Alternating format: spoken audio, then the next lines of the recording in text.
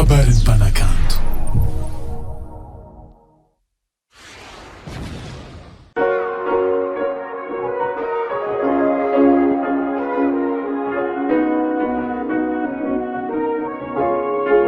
Q-Tip Beat.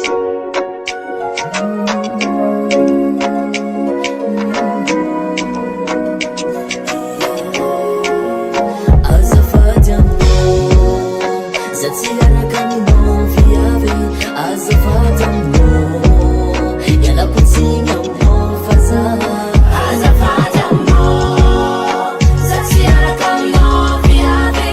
Azafady aminao, fresninao io tsy laniko e. Zay isan'andro fandraisanao zaho igny maray. Amiagna rendez-vous isan'andro anao igny tsy avy. Nefa anao igny variagna magnetsiky mpanambola. Ataonao fangalana tsy mahita za, ke tsy tatiko zigny. Azafady aminao, za tsy araka aminao viavy. Azafady aminao, iala-potsiny aminao fa zaho. Azafady aminao, za tsy araka aminao viavy. Azafady aminao, fresninao io tsy laniko e.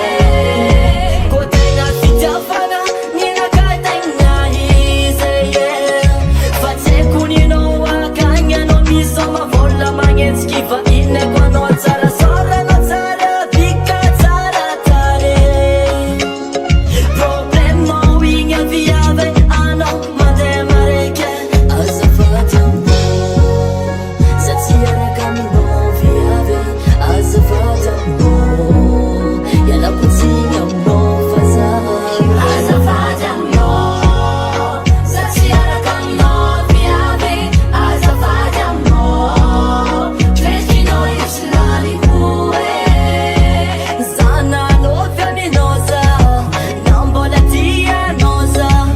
Za tsy efa hijaly menimena, hijaly saigna aminao agny. Azafady aminao, za tsy pody aminao, iala-potsiny aminao. Nata za tsy tombany, mampamangy any vadinao agny.